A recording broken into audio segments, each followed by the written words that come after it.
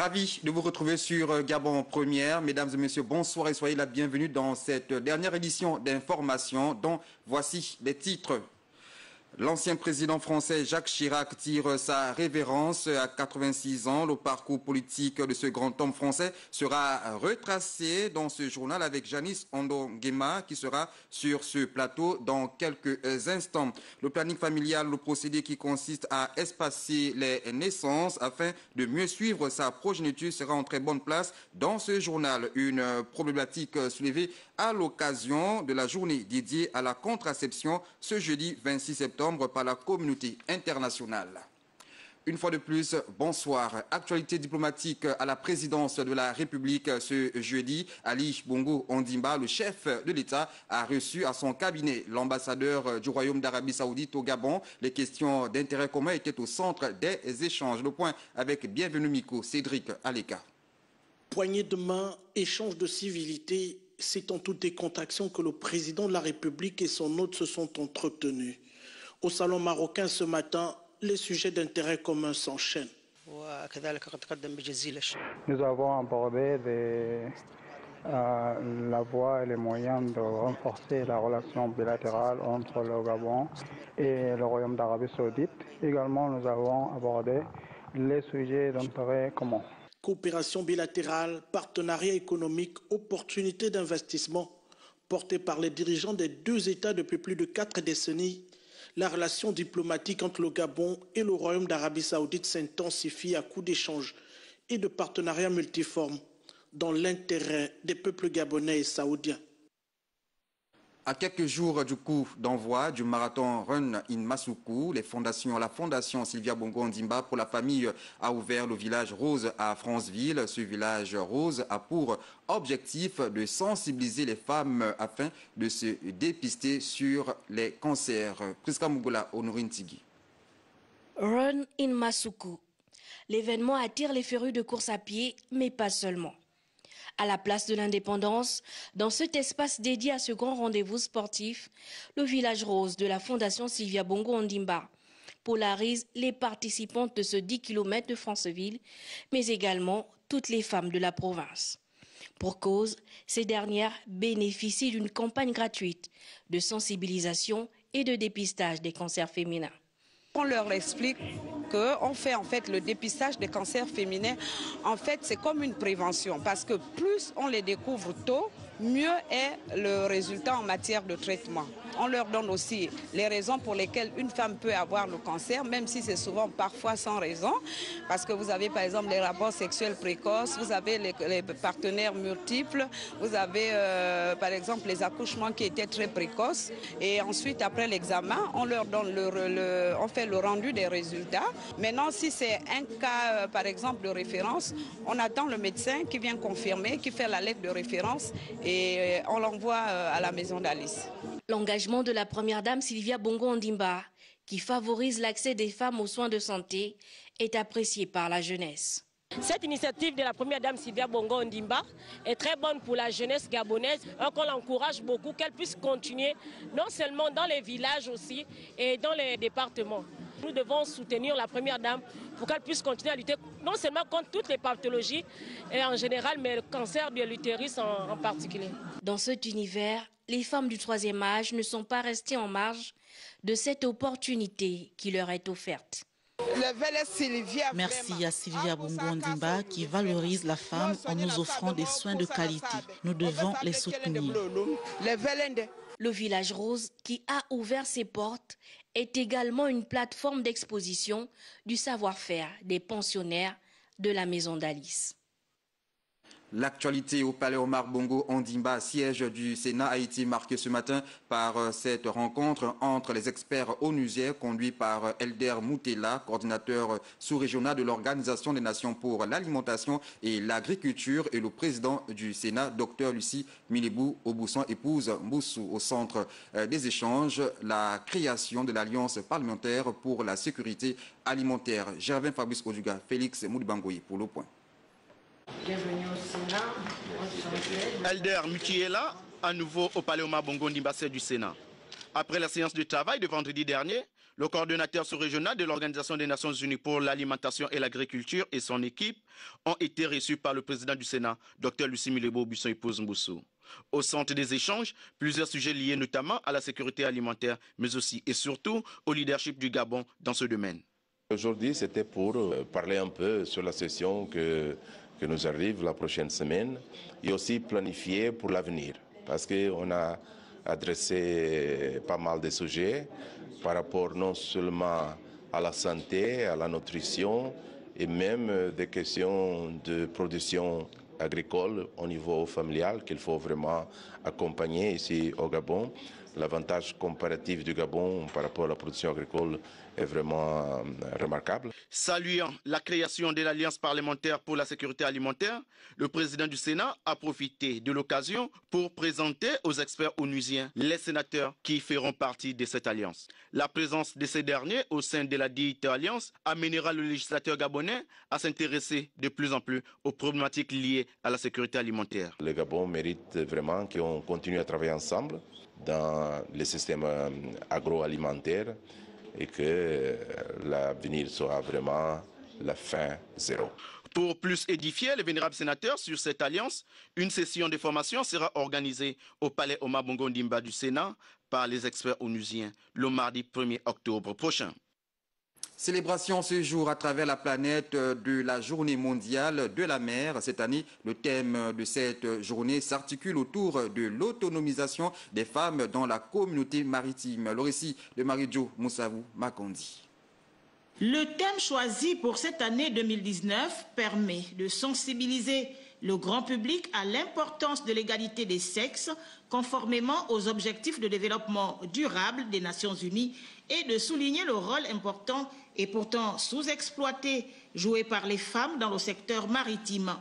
Il donne également aux parties prenantes la possibilité de travailler à la réalisation des ODD, en particulier de l'objectif numéro 5, afin de créer un environnement dans lequel les femmes sont identifiées et sélectionnées pour des opportunités de développement professionnel dans les administrations maritimes, les ports et les instituts de formation, et pour encourager dans une plus large mesure le dialogue pour l'égalité des sexes dans le domaine maritime. L'autonomisation des femmes bénéficie à toutes les personnes travaillant dans la communauté maritime mondiale dans la quête d'un transport maritime sûr, propre et durable. On parle à présent de la clôture de la deuxième session ordinaire du Conseil économique, social et environnemental. Pour cette édition 2019, la réflexion était axée sur le conflit homme et faune sauvage. Le document final fait quelques recommandations à l'intention des décideurs. Charles Bamondo, Arnaud Mungue. Profondément laborieuse et studieuse, la session qui s'achève n'aura pas été de tout repos pour les membres de l'institution qui, pendant 21 jours, se sont livrés à une analyse critique des conflits hommes et faune sauvages. Une problématique majeure qui a propulsé le Gabon au rang des pays leaders dans le domaine de la protection de la biodiversité. La démarche du CSE était donc salutaire. Au fin de comprendre le phénomène, puis de le circonscrire dans ses causes et ses manifestations. Et enfin, évaluer l'adaptabilité, la fonctionnalité et l'efficacité des instruments légaux, institutionnels et politiques mis en place pour l'encadrer. Nous avons inlassablement travaillé en commission durant plusieurs jours. Une réflexion ayant accouché d'un document de 28 pages avec à la clé quelques recommandations en direction des autorités compétentes. Il apparaît indispensable, voire urgent, que le gouvernement alloue des moyens financiers conséquents à la mise en œuvre de la stratégie nationale et du plan d'action relatif au conflit homme-faune élaboré en 2014.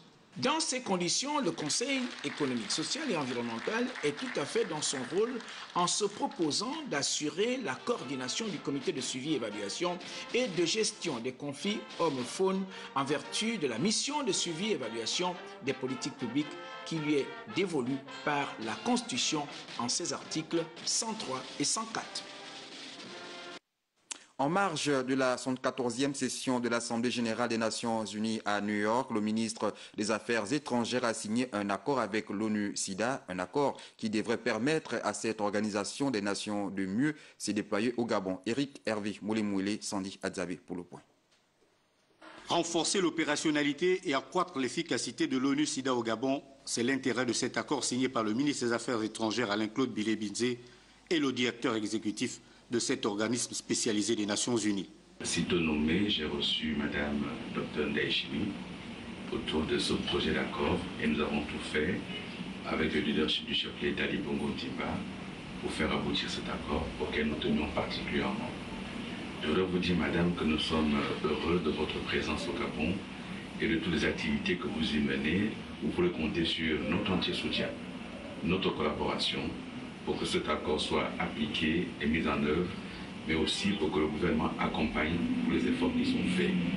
Au Gabon, l'ONU-SIDA ambitionne d'atteindre 90% de personnes dépistées, 90% de personnes infectées par le VIH, dépistées sous traitement antirétroviral durable et 90% de personnes recevant un traitement antirétroviral suivi, afin d'atteindre une charge virale indétectable. Nous le disions en titre, l'ancien président français Jacques Chirac est décédé ce jour à l'âge de 86 ans. Et pour en parler, nous recevons sur ce plateau Janice Ando Nguema, journaliste à la rédaction de Gabon Première. Janice, bonsoir. Bonsoir. Alors, d'entrée de jeu, parle-nous un peu de l'homme. Alors, nous allons nous attarder uniquement sur son parcours politique. Il faut dire que le 22e président de la 5e République française qui vient de s'éteindre, qui s'est éteinte aujourd'hui, a connu une vie politique majuscule. Majuscule pourquoi?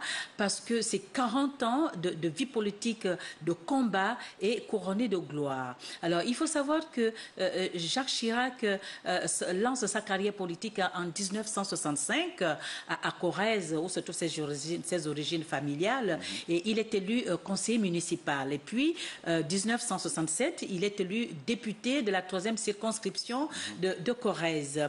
Et donc, il entame sa carrière ministérielle en 1971 et 1974. Il est premier ministre du président Giscard d'Estaing, et puis ils vont cheminer jusqu'à pendant 3 ans, et puis ça brouille. Et comme Jacques Chirac, c'était une bête politique, il était très ambitieux, c'est un gaulliste pur jus. Et il savait que le président Giscard d'Estaing avait l'ambition d'ériger une véritable mairie à Paris, parce que vous savez que dans le temps, Paris n'avait pas une véritable mairie, n'avait que des mairies d'arrondissement. Et donc Jacques Chirac se prépare à ça, prend la mairie de Paris, après avoir claqué la porte de Matignon, et donc il devient le tout premier maire, et il pose ce qu'il va occuper pendant 18 ans. Alors, il se lance également dans la course à la présidentielle. Donc, la première fois qu'il est élu, c'est en mai 1995, après 2 tentatives infructueuses. Et puis, il est réélu en 2002. Donc, en 1995, c'est face à Lionel Jospin. Et puis, en 2002, c'est face à Jean-Marie Le Pen.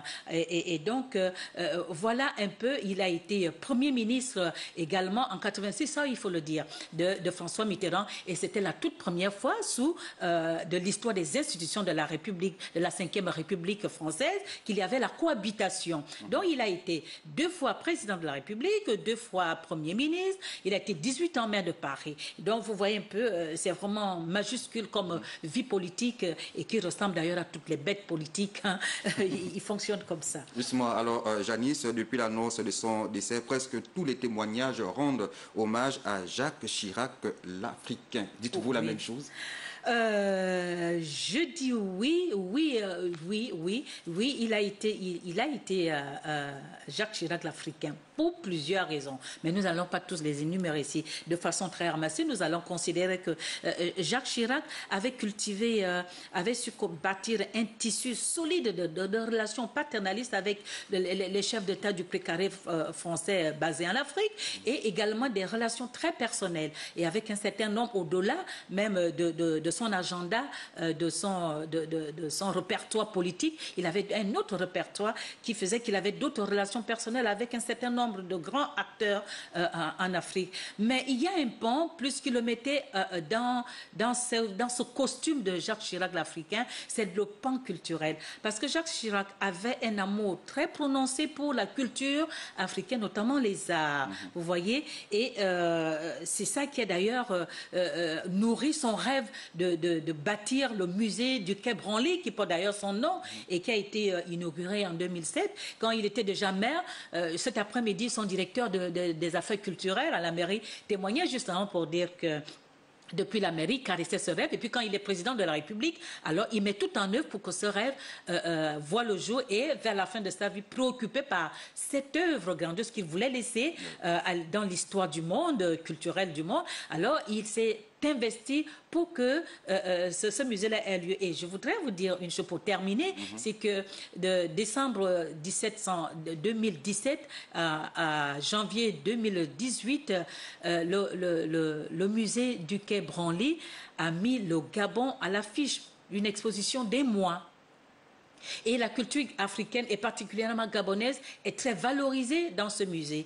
Et vous savez, le masque Kota au musée là-bas est l'un des masques les plus chers, qui atteint plusieurs dizaines de millions. Et il avait ce côté-là, mais qui ne dévoilait pas toujours, mais c'était vraiment son côté très africain de valoriser la culture. C'est lui qui a posé l'équation, la culture européenne, et particulièrement française, n'est pas supérieure à celle de l'Afrique. Alors, merci Janice Ondon Nguema. Vous restez avec nous pour la suite de cette édition d'information. En prélude à l'arrivée du chef de l'État, Ali Bongo Ondimba, dans la province du Haut-Ogooué, prévue ce vendredi, la ville de Franceville fait sa toilette, une opération dirigée par le maire de cette localité, Joachim Lekogo. Jean-Romano Lubaluba, Fabrice Lemoula.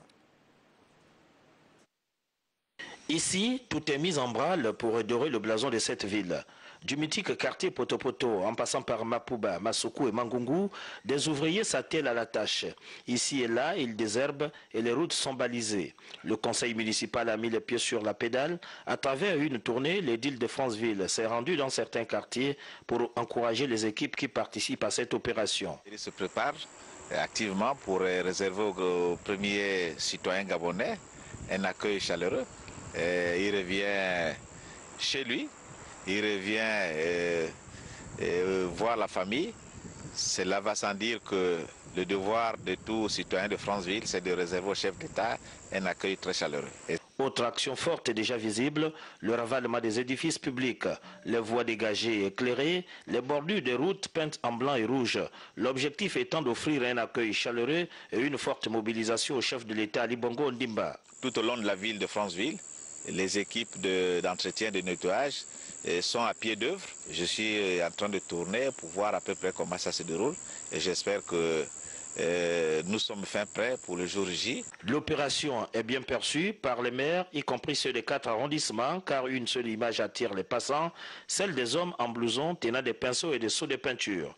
En raison de sa situation en relative altitude, près des plateaux Batéké, Franceville bénéficie d'un climat plutôt tempéré. Le chef de l'État, son Excellence Ali Bongo Ondimba, est attendu à Franceville ce vendredi. Une journée mondiale célébrée ce 26 septembre. Il s'agit de celle liée à la contraception. La question du planning familial est véritablement évoquée. Pourquoi certains couples ont-ils recours à ce procédé qui consiste à espacer les naissances? La réponse, c'est dans cet élément signé Mirande Angué, Cédric Nzendo de notre rédaction. Yvette Yongari est sage-femme d'État et majeure en suite de couche maternité à l'hôpital de la coopération sino-gabonaise. Chaque mois, elle reçoit en moyenne une vingtaine de patientes qui souhaitent utiliser un moyen de contraception. Quand les femmes viennent nous voir, on les interroge. Il y en a qui veulent la pilule orale. Il y a d'autres qui demandent les injections. Il y a aussi les implants. Concernant la pilule du lendemain, il arrive parfois que certaines femmes l'utilisent, mais dès le mois qui suit, elles ne voient pas leur menstruation. Quand la femme ne prend pas bien sa pilule, parce qu'il faut la prendre, il y a des heures, vous prenez par exemple 1 heure, on demande toujours à la femme de prendre 1 heure. Donc elle peut, si elle oublie, si franchement elle oublie, elle peut, en faisant les rapports, elle peut avoir une grossesse. Si elle ne respecte pas les heures. La contraception pour hommes existe au-delà du préservatif. De nombreuses options existent, même si la pratique n'est pas encore courante en Afrique et notamment au Gabon. Chez nous, en Afrique, c'est pas fréquent. Par contre, chez les autres, il y a la vasectomie. Voilà, chez les hommes. Qu'il soit féminin ou masculin, certains spécialistes estiment que le préservatif reste la meilleure méthode et la moins onéreuse pour éviter les grossesses non désirées, les infections sexuellement transmissibles et le VIH-Sida. Fin de la première édition du festival Intervillage. Les populations rurales ont, durant 2 mois, passé de bonnes vacances dans leurs villages respectifs. Témoin de l'événement, Dieudonné Rungu, Constant Ondomba. 3 étapes auront constitué la première édition du festival Intervillage organisé par l'association Naissance sur Bwingidi qui s'est déroulé tout au long de la période estivale. De Ndjolé dans le canton Lolo-Wanya en passant par Makula dans le canton Bwingidi-Moalo pour atterrir à Rungassa dans le canton Ogou-Aval. Les populations rurales ont eu droit à plusieurs activités centrées autour des projections de films, des soirées culturelles, des bals populaires et des kermesses. Le tout agrémenté par un concours Miss Intervillage, morceau choisi. Admirez la beauté de l'élégance, admirez le corps, admirez... Animation moderne et traditionnelle, le public des villages visités ont eu de quoi pleinement se divertir sans se déplacer. Comme qui dirait, le bonheur est tombé pendant ces vacances durant le mois d'août et de septembre. Ambiance.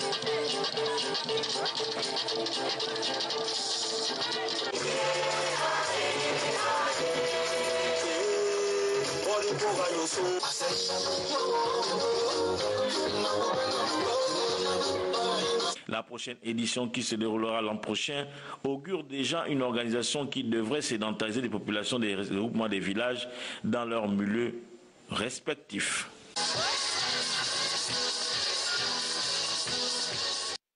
Du sport pour la fin de ce journal, Franck Nguema, ministre des Sports, vient de présider une séance de travail à son cabinet autour du membre du gouvernement, les membres de la FEGAFOOT, de la LINAF, des associations des anciens joueurs professionnels et les présidents des clubs. Au centre des échanges, les préparatifs du démarrage de la saison sportive 2019-2020. Frédéric Yendamukula, Bertin Osaga pour le point.